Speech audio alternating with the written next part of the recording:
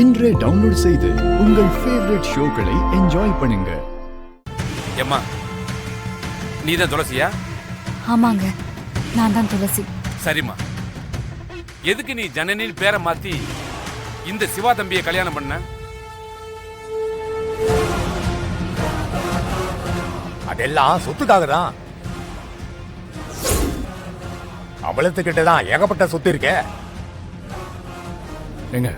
என்னங்க பேசுறீங்க? பார்க்க நல்லா தான் இருக்காடா. உங்க வீட்டு பொண்ணா இருந்தா இப்படிதான் பேசுவீங்களா? ஜனனி, சிவா மாமாவை பாரு, துளசிக்காகவே பேசிட்டு இருக்காரு. சிவா, துளசிய பேசினா நீ ஏன் கோவப்படுற? பிரச்சனையே இதுதான். சிவாவுக்கு ஜனனியை விட துளசி தான் முக்கியம். ஐயா, நல்லா கேட்டுக்கங்க. துளசிக்கு ஒண்ணு இது முத கல்யாணம் இல்ல. இதுக்கு முன்னாடி சேதுன்னு ஒருத்தன் தாலி கட்டியிருக்கான். என்னப்பா நீ சொல்றது நிஜமா? ஆமாங்க ஐயா. அவனை விட அதிகமான சொத்து மச்சான் கிட்ட இருக்குல்ல, அதான் வீட்டு மருமகள் ஆயிட்டா.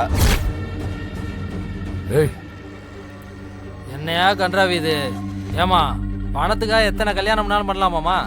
நல்லா போச்சு போ. இங்க பாருமா துளசி, ராஜசேகர் சொல்றது உண்மையா?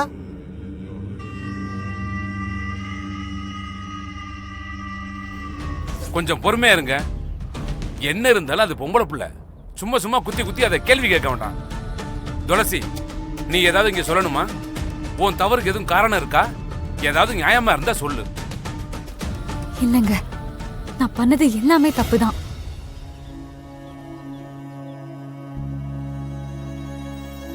இல்ல, துளசி மட்டும் தப்பு பண்ணல, நானும் தான் காரணம். ஏம்மா, நீங்க ஒரு நல்ல எண்ணத்துல சிவா தம்பி கேட்டதும் கல்யாணம் பண்ணி வச்சிட்டீங்க. அது மன்னிக்க முடியாத தப்பு தான். அதுக்காக தண்டனையை அந்த பொண்ணுக்கு கொடுத்து தானே ஆகணும். என்னங்கய்யா, என்ன தண்டனை கொடுக்க போறீங்க? சொல்லுவாங்க தம்பி, எதுக்கு அவசரப்படுற? அக்கா, துளசியை விட நீதான் பதட்டமா இருக்க.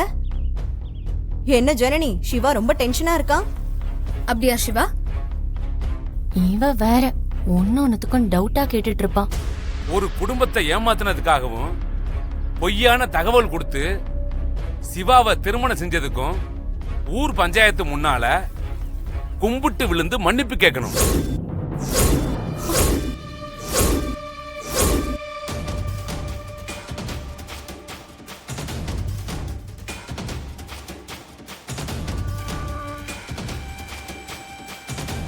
சரி, நான் ஏத்துக்கிறேன். எங்க மேலையும் தப்பு இருக்கு, எங்களுக்கும் தண்டனை கொடுங்க. அப்பதான் இங்க இருக்கிற கொஞ்சம் பேருக்கு சந்தோஷமா இருக்கும்.